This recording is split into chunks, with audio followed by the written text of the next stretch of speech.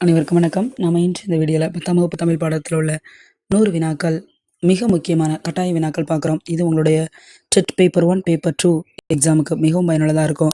தேர்வு நோக்கில் தயாரிக்கப்பட்டது. உங்களுடைய தேர்வுக்கு பயனுள்ளது தான். நீங்க டெட், டிஎன்பிஎஸ்சி போன்ற தேர்வுக்கு தயாராக இருக்கலாம். உங்களுடைய நண்பர்களுக்கும் இந்த வீடியோவை ஷேர் பண்ணுங்க. மேலும் நம்முடைய கல்வி இலவசம் சேனலை சப்ஸ்கிரைப் பண்ணுங்க.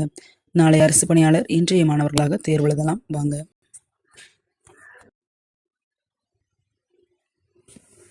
யூனிட் 1 அமுது ஊற்று. அன்னை மொழியே அழகார்ந்த செந்தமிழை, முன்னைக்கும் முன்னை முகிழ்ந்த நறுங்கனியே என்ற பாடல் வரி இடம்பெற்ற நூல் கனிச்சாறு. சாகும்போதும் தமிழ் படித்து சாக வேண்டும் என்றன் சாம்பலம் தமிழ் மணந்து வைக வேண்டும் என்ற பாடலை பாடியவர் சச்சிதானந்தன்.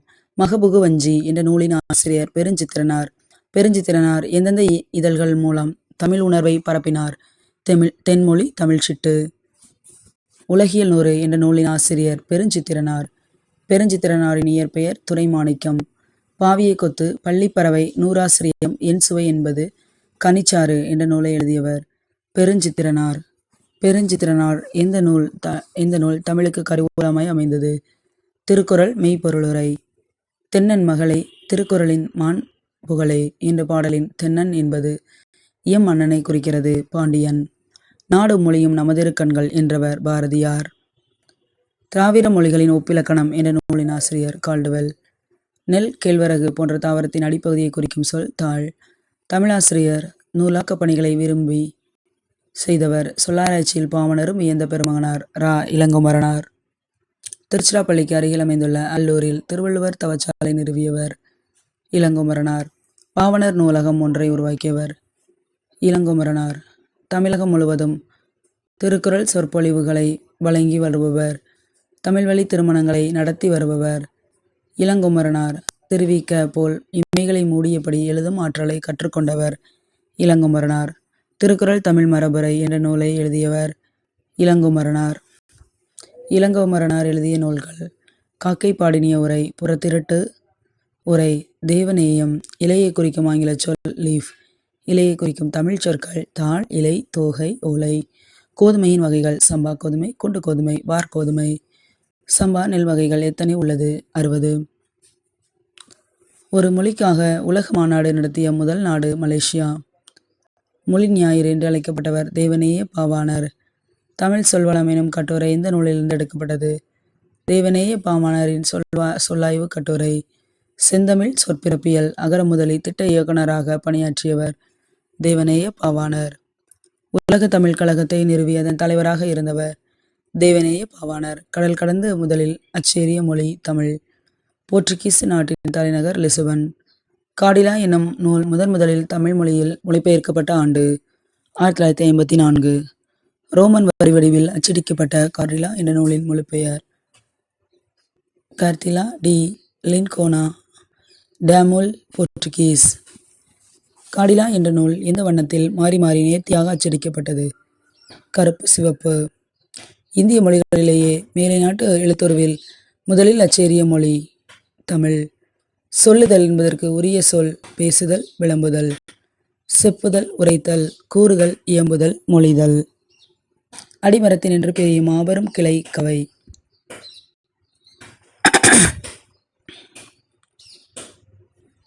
பூ விரிய தொடங்கும் போது குறிக்கும் நிலை போது.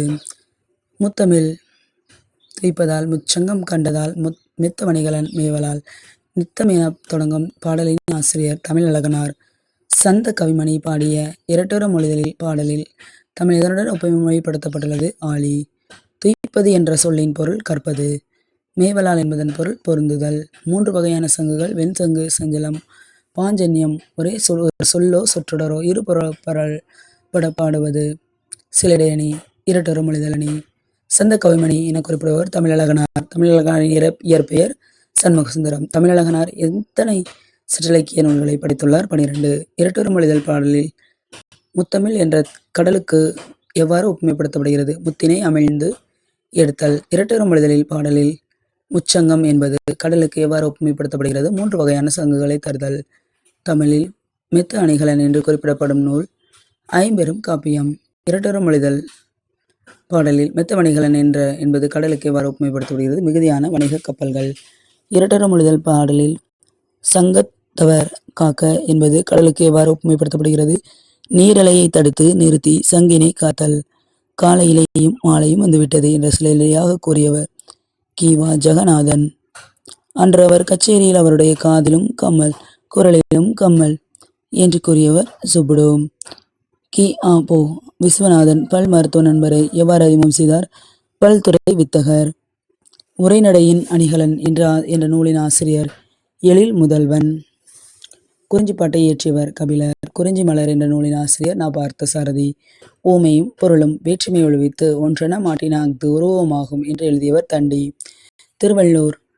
வள்ளுவர் பெயரில் முதல் தமிழ் கணினி வெளியிடப்பட்ட ஆண்டு 1983 செப்டம்பர். திருவள்ளுவர் பெயரில் முதல் தமிழ் கணினி எந்த நிறுவனத்தால் வெளியிடப்பட்டது? TCM data products. சென்னை தேனாம்பேட்டையில் இருந்து புள்ளி விவரத்துறை அலுவலகத்தைக்கும் தலைமைச் செயலகத்துக்கும் கோப்புகளையும் செய்திகளையும் பரிமாறிக்கொண்ட முதல் நேர்வழி கணினி திருவள்ளுவர். திருப்பரங்குன்றத்தின் அழகை பார்ப்பதற்கென்றே இயற்கை பதித்து வைத்த 2 பெரிய நிலை கண்ணாடிகளைப் போல் வடபுறமும் தென்புறமும் நீர் நிறைந்த கண்மாய்கள் என்ற உவமை காணப்படும் நூல் குறிஞ்சி மலர். களம்புக துடித்து நின்று உனக்கு வெறிச்சோறு கிடைத்து விட்டது உண்டு மகிழ்ந்தாய்.